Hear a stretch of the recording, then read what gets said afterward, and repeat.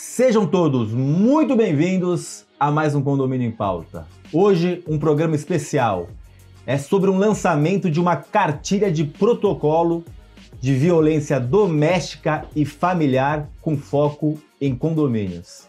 Temos duas convidadas especiais, o programa vai ser muito interessante, não perca, vem comigo.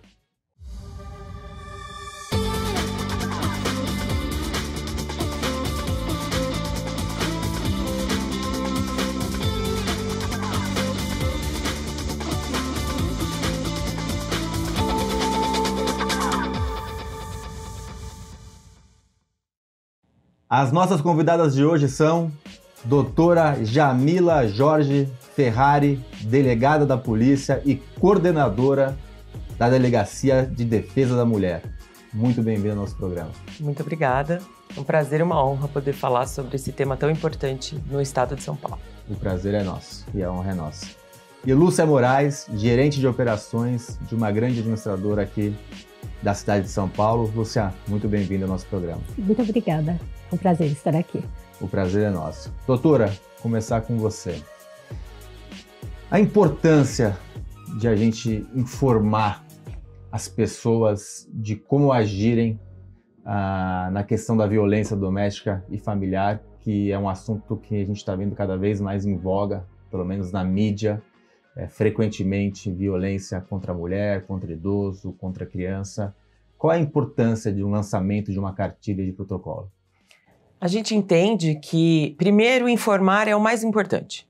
A maioria das pessoas sabem, foram ou são vítimas de violência, não sabem sobre essa pauta e precisam entender o que é a violência, como pedir ajuda, quais são os canais de denúncia diante de uma violência doméstica. E, em segundo lugar, a importância vem justamente desse trabalho em rede.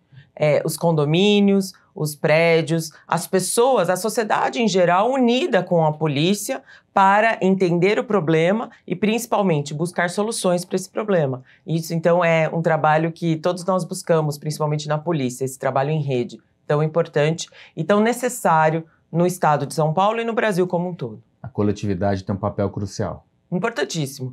Você exigir só do poder público soluções para esses problemas tão graves que na maioria das vezes acontecem dentro de casa, talvez seja algo que não vai ter a solução fácil. Nós precisamos incluir a sociedade, nós precisamos incluir as pessoas que, conscientes do papel que têm em sociedade, trabalham em conjunto com a polícia e buscam aí um estado e um país melhor, que eu acho que é o que todos nós queremos. Com certeza. Lúcia, como surgiu essa ideia?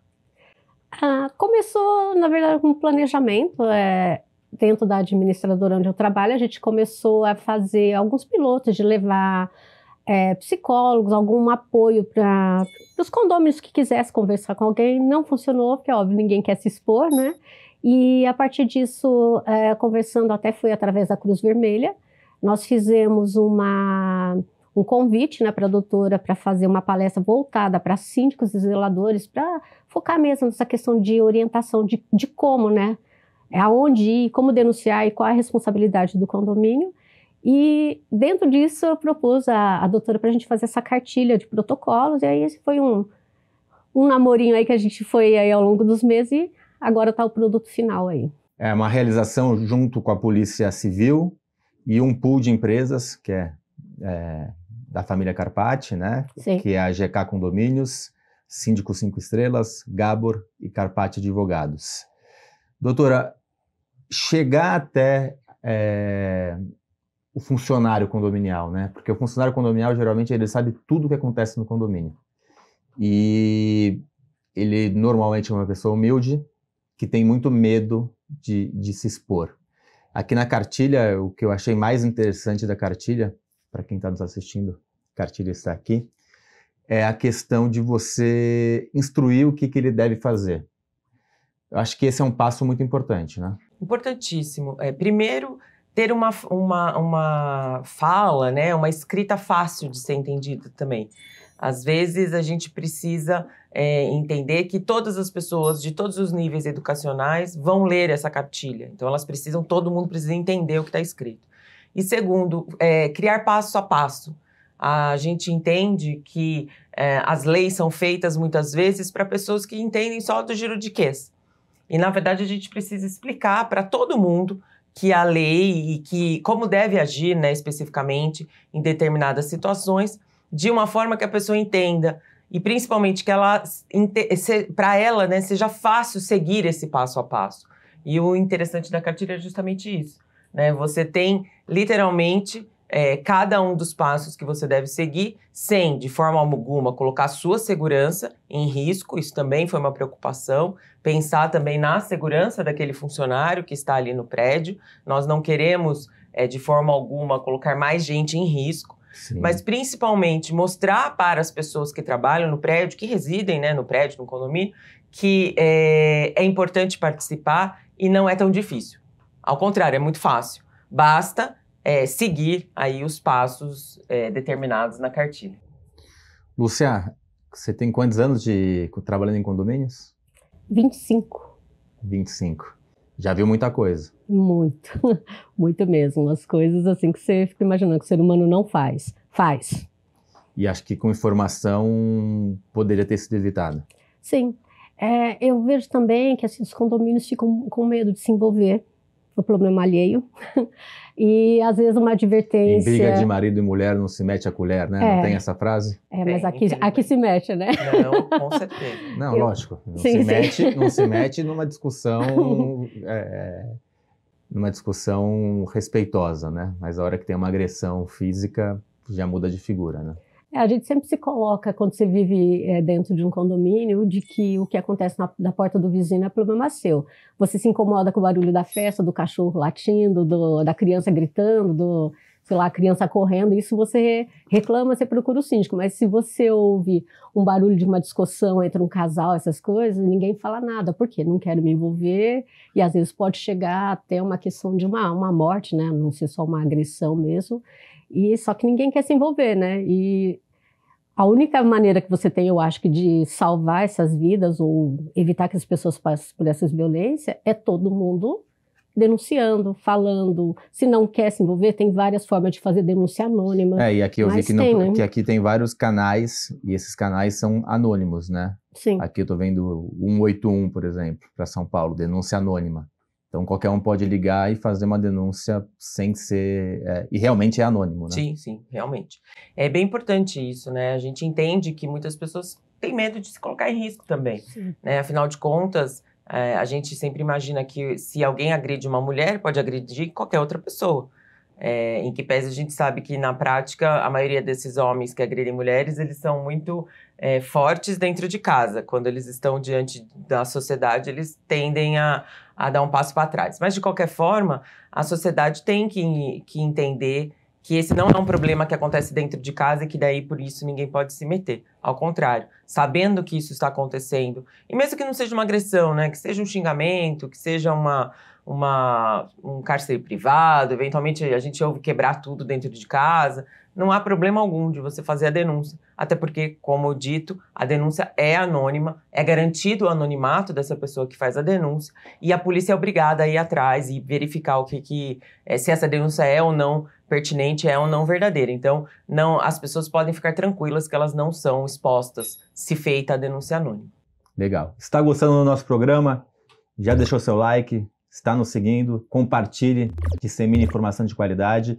Estamos também nas principais plataformas de podcast. Nas plataformas de podcast estamos como Condomínio em Pauta e no YouTube como Conde TV. Lúcia, a gente fala muito de violência contra a mulher, né? Que hoje está muito em voga e é o que mais aparece na televisão. Mas aqui na cartilha não é só contra violência à mulher. A gente tem até explicações de violência aqui. Eu estou vendo violência contra a mulher, violência contra a pessoa idosa, contra a criança e adolescente, pessoa com deficiência. Vocês procuraram abordar tudo. Essa questão até em São Paulo você tem uma lei específica para condomínios, né, onde obriga os condomínios a denunciarem, e ele não foca só na violência contra a mulher, ele foca na violência doméstica, né, então aí você engloba todo esse grupo que está aí. tanto o idoso, quanto a criança, quanto a pessoa com deficiência, porque eles podem passar por vários tipos de violência, até está aí elencado na cartilha, né? A questão que não é só a violência física, você tem até a questão de abandono, você tem a violência verbal, a moral, e aí por aí vai, né? Então, é muito mais extenso do que a questão da violência física mesmo contra a mulher, né? Isso que eu achei bacana. Tem uma parte aqui que mostra os tipos de violência, né? Violência física, aí tem vários itens de violência física, o que pode ser violência física. Violência sexual, vários tipos de violência sexual, não só aquela mais forte que a gente imagina, mas mais a gente pode chamar menos fortes, vai. Violência psicológica, que essa é um pouco complicado, né, de identificar algumas vezes, mas é muito importante. E a violência econômica e financeira, que seria mais a questão de roubos, nesse sentido. Doutora, na delegacia, normalmente vem a violência física ou essas outras violências também aparecem para vocês? A maioria das vezes, né, as pessoas entendem que a violência é só aquela que deixa marca, Sim. que seria a violência física. E por isso mesmo, a gente tende a achar que as maiorias dos boletins de ocorrência são de violência física. Mas quando você pega estatisticamente os dados de registros de boletim de ocorrência, a primeira violência é a ameaça, que é uma violência psicológica. Em segundo lugar, nós temos a violência que são xingamentos, né, injúria, calúnia, difamação, chamado legalmente com esse nome, técnico, né, vamos dizer assim. E aí depois a violência física. Mas, por incrível que pareça, a maior parte dos nossos registros são efetivamente de violência psicológica, concretizada aí na ameaça de morte, ameaça de mal injusto, de cometer alguma coisa ruim para aquela mulher, para aquele idoso, para aquela criança. E tem chego até a delegacia muito questões condominiais? Sim, na verdade, mais uma vez, né, quando a gente fala de informação é tudo. De alguma forma, quando você leva essa informação para a população, para os condôminos, para os administradores de condomínio, acho que as pessoas passam a ouvir mais, a ver mais, com esse olhar de proteção mesmo. E aí os boletins de ocorrência e as denúncias começam a chegar para a polícia. Então é algo que, a partir da edição da lei, que foi em 2021, nós percebemos que houve sim um aumento no número de denúncias e no número de registros. Isso é importante. As pessoas acham, mas se aumentou significa que a violência aumentou? Não, a violência sempre existiu. Sim. Ela só está vindo à tona agora. Isso é muito importante, porque ao vir à tona, o poder público, principalmente, as polícias, o poder judiciário, a gente consegue criar ferramentas de proteção para essas pessoas vulneráveis. Nós chamamos, a gente tem falado muito da mulher, mas são pessoas vulneráveis, que precisam da ajuda da sociedade e do Estado para não serem vítimas de crimes. Lúcia, a gente tem visto na mídia muitas agressões a síndicos, né? E porteiros, zeladores.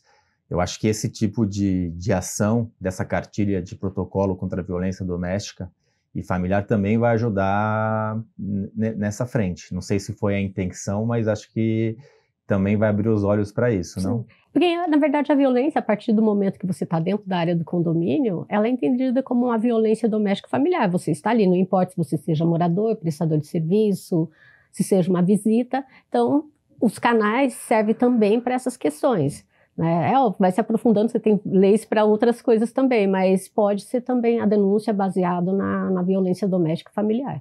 Legal. Eu quero deixar aqui para o segundo bloco, entrar na parte mais prática do que fazer, né? Dar algumas dicas aqui que eu acho muito bacana. Sou morador, como posso ajudar? Sou síndico, como posso ajudar? Sou funcionário de condomínio, como posso ajudar? E também a divulgação, tem até um cartaz, né? Que vai vir junto com a cartilha e como envolver a coletividade. Então a gente aborda isso no segundo bloco. Vocês não percam esse programa especial na sexta-feira, o segundo bloco. Até lá!